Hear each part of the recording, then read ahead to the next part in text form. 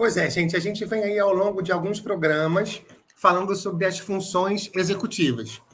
Como a gente tem aí um intervalo entre esse tema, quero só relembrar algumas coisas com vocês. Então, as funções executivas, elas ajudam a gente a controlar e organizar os nossos pensamentos, sentimentos e ações para que a gente possa realizar as nossas tarefas e tomar decisões de forma eficaz. Então, a gente pode imaginar que as funções executivas, elas são como super-heróis, né? Se a gente fosse explicar para uma criança que nos ajudam a planejar, a nos concentrar, resolver problemas, controlar as nossas emoções, lembrar de coisas importantes. Então, elas são como uma cola que mantém tudo junto para que a gente possa realizar as nossas tarefas diárias. Algumas coisas são muito importantes da gente lembrar. As funções executivas, elas estão associadas a uma parte do cérebro que é a última a se formar. Por isso, a gente precisa ter muita paciência e entender que eu não posso exigir que uma criança seja organizada como eu sou, que ela seja paciente como eu sou, que ela faça planos como eu faço, simplesmente porque o cérebro dela não está maduro ainda para isso. Por isso, a gente precisa, enquanto pai, cuidador, professor, ter muita paciência e entender que com criança a gente vai falar 1000 vezes a mesma coisa. Isso é assim. E nós, então, precisamos emprestar o nosso cérebro já formado para, então, modelar algumas situações para que as nossas crianças possam ir aprendendo à medida que vão crescendo, porque também uma coisa incrível no nosso cérebro é que o cérebro tem aí uma neuroplasticidade, aquilo que a gente faz no ambiente externo, ele influencia as conexões cerebrais, e isso é incrível. Claro que há fatores genéticos que pesam bastante, não é? Isso tem a ver com a nossa formação, mas o meio ambiente pode contribuir bastante para essas conexões cerebrais, e é então que a gente atua enquanto pai, enquanto cuidador. Nem sempre é fácil, e a gente então precisa de muita paciência e sabedoria, que Deus nos encha dessas duas coisas. Hoje, então, a gente vai pensar sobre a flexibilidade cognitiva. Eu estava brincando aqui no começo do programa que a gente conhece gente que é cabeça dura, adolescente que é cabeça dura, e alguns a gente até fala assim, esse aí, desde pequeno, ele é teimoso, não é? Então, o que seria a flexibilidade cognitiva? Ela é a capacidade de considerar diferentes alternativas para solucionar um problema ou se adaptar a diferentes contextos. Então, uma pessoa que quer que as coisas funcionem só do seu jeito, uma pessoa que, se alguma coisa não aconteceu como ela tinha planejado, e isso traz uma desregulação, um prejuízo, não é? Uma confusão, muito provavelmente essa pessoa precisa desenvolver essa habilidade das funções executivas, que é a flexibilidade cognitiva. Então, a flexibilidade cognitiva, ela é a capacidade que a gente tem de mudar de ideia, de entender o outro, de resolver um problema, e ela é fundamental para a nossa vida. Por quê? Porque nem sempre as coisas acontecem da maneira que a gente planejou. Nem sempre as coisas acontecem da maneira que a gente gostaria. E nós precisamos preparar as nossas crianças para a vida. Hoje em dia é muito comum que a gente, como pai, a gente não queira frustrar as crianças. Nós temos tido aí um movimento que é muito importante, da escuta, do acolhimento, só que muitos cuidadores acabam confundindo isso com deixar que a criança faça tudo aquilo que ela quer. De maneira alguma. Nós precisamos entender que nós somos os adultos da relação. Acolher não significa fazer tudo o que a criança quer. Até porque quando a gente faz isso, a gente não prepara a nossa criança para a vida, porque na vida nem sempre as coisas acontecem da maneira que a gente quer. Então, nós podemos contribuir de diversas maneiras para que nós possamos mostrar para as crianças outras possibilidades.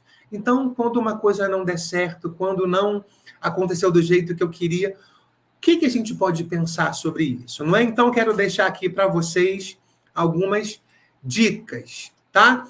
Antes disso, olha só. Crianças e adolescentes que não conseguem flexibilizar geralmente ficam frustrados com mudanças de planos, mudança de horário, atividade e resistem para aceitar alternativas de resolver problemas. Foi aquilo que a gente falou.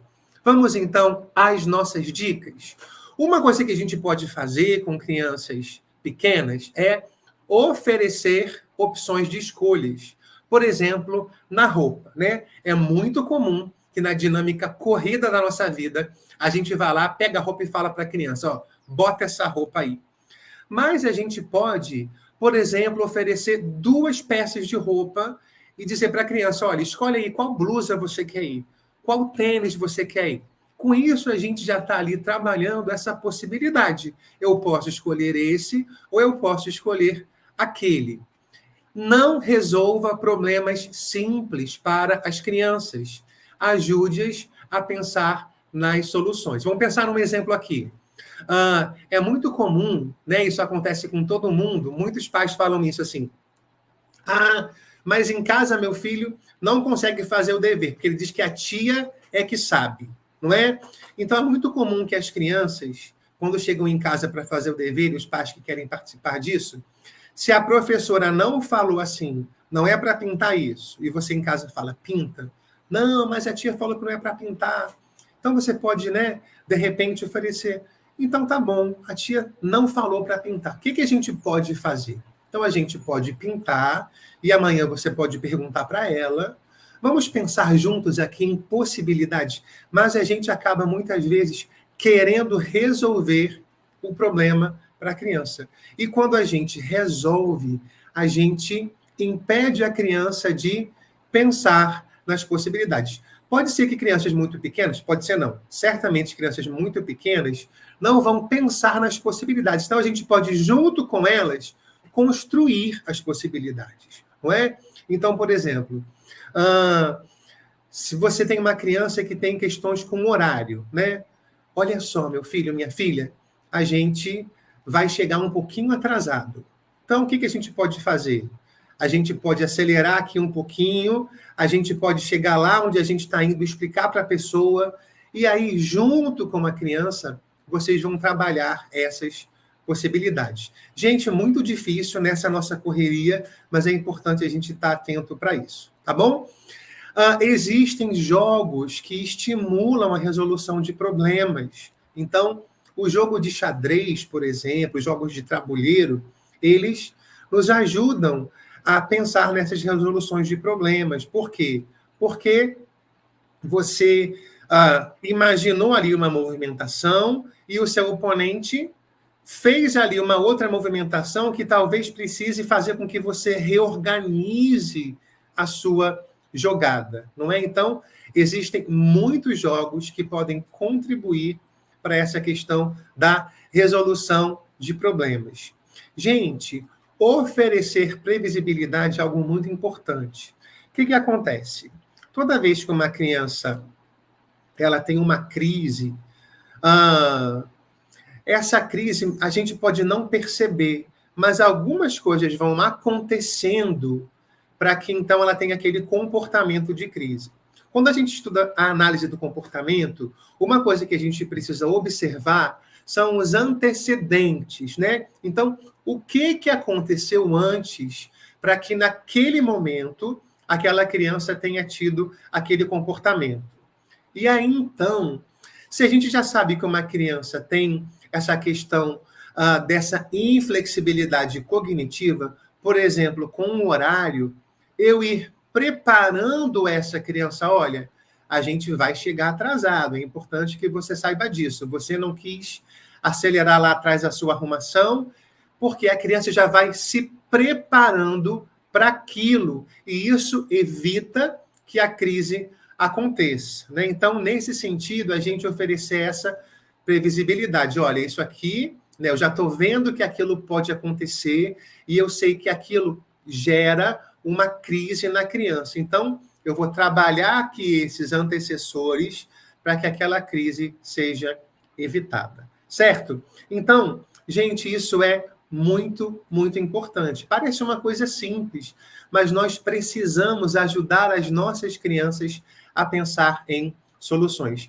Existem algumas cartinhas, né, que são jogos que a gente usa em consultório, tanto os psicopedagogos quanto os psicólogos usam, né, que elas trazem muitas possibilidades de conversa, onde você imagina essas situações com as crianças. Então, tem uma caixinha, por exemplo, que é assim: pense em 3 soluções. E aí você puxa uma cartinha e tem lá assim: estou preso no elevador. Então, essa é a situação. E aí a criança vai falar assim: eu posso pegar meu telefone e ligar. Eu posso apertar o botão de emergência do elevador. Ou eu posso sentar e chorar. Não é? Então, existem muitas ferramentas onde a gente possa exercitar com as crianças essa questão da solução de problemas. E uma coisa que é muito importante é o seguinte: quem tem dificuldade para pensar em outras possibilidades também tem dificuldade de se colocar no lugar do outro. Por quê? Porque a gente pensa só na nossa maneira de lidar com as situações. Então, contribuir para a empatia, ela é fundamental também para a flexibilidade cognitiva. Então, por exemplo, a gente está num momento aí que o Rio Grande do Sul precisa de ajuda. Você pode conversar com a sua criança, falar com ela sobre os brinquedos que as crianças do Sul precisam, e precisam mesmo. Então, será que não tem nenhum brinquedo aqui, meu filho ou minha filha, que a gente possa guardar, que você não esteja usando, para a gente mandar para o Rio Grande do Sul? Então, você vai, junto com a criança, a contribuir para a empatia. Por quê? Quem tem pouca flexibilidade cognitiva tem dificuldade de se colocar no lugar do outro, e a empatia também é uma habilidade fundamental para a nossa vida. Então, flexibilidade cognitiva, está aí, estão aí algumas coisas colocadas, algumas dicas. Quero aqui mais uma vez falar do nosso Instagram, meio da Camila, psicoevida.dequi. Qualquer dúvida que você tiver, você pode nos procurar. É sempre uma alegria compartilhar e dividir um pouquinho daquilo que a gente tem aprendido com os nossos estudos. Então, que Deus te encha de sabedoria, de paciência. Eu também preciso, sempre falo isso, saber disso não torna isso mais fácil para mim, mas é um desafio diário, e que Deus renove as nossas forças. E tem um comentário da Eliane dizendo que criança pode ter planos, você falou sobre isso, né? E ela dá o seu testemunho aí. Obrigado, Eliane, e tantos outros que estão participando aí, e nos alegramos muito com isso. Momentos com Cristo, compartilhando a graça de Deus.